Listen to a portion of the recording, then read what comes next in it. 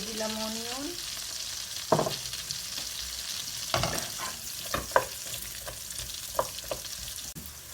চুলোর আঁচ মিডিয়ামে রেখেছি আর এটাকে এখন কুক করে নিব গোল্ডেন ব্রাউন হওয়া পর্যন্ত। দিয়ে দিচ্ছি রসুন কুচি,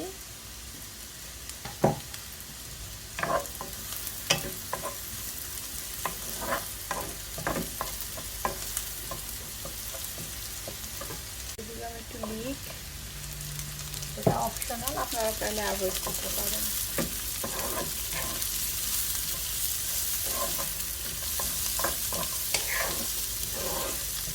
কুক করে নিব 1 মিনিট।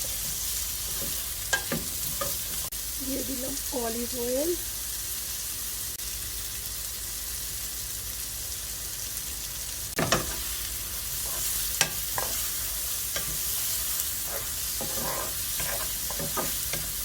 মাশরুম,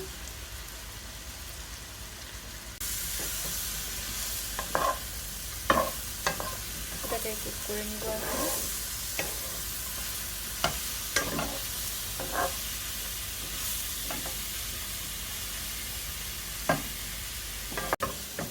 মাশরুমটাকে আমি 5 মিনিট কুক করে নিয়েছি। এর মধ্যে দিয়ে দিচ্ছি ফ্লাওয়ার,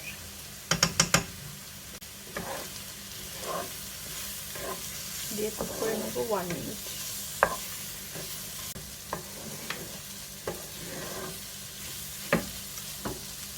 দিয়ে দিচ্ছি চিকেন স্টক, আপনারা চাইলে ভেজিটেবল স্টকটাও ইউজ করতে পারবেন।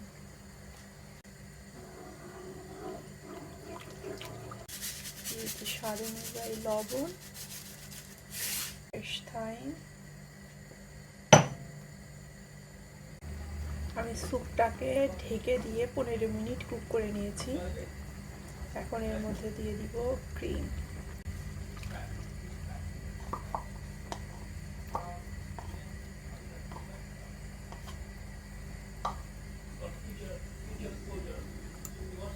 আমি এই স্যুপে কি কি উপকরণ কতটুকু দিয়েছি সেটা ভিডিও ডেসক্রিপশন বক্সে দেওয়া থাকবে।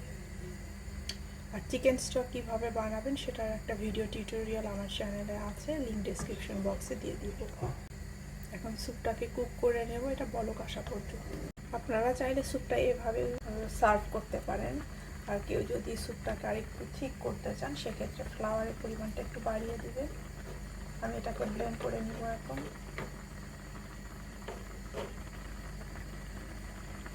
চুলাটা বন্ধ করে দিচ্ছি।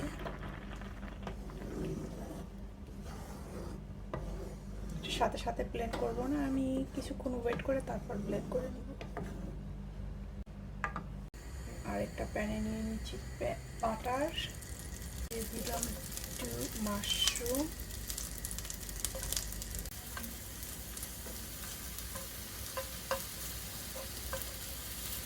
হয়ে গেছে। এখন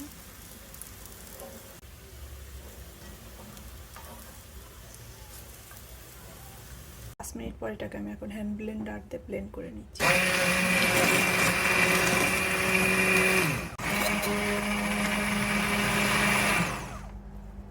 এটা হয়ে গেছে। এখন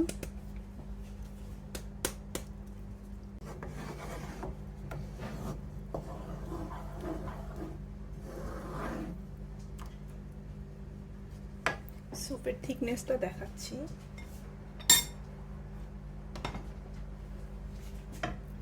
আমার স্যুপটা ঠিক এরকম হয়েছে, একদম পারফেক্ট, আমি ঠিক যেমনটি চেয়েছি। আপনারা আপনাদের পছন্দ মতো এটাকে অ্যাডজাস্ট করে নেবেন।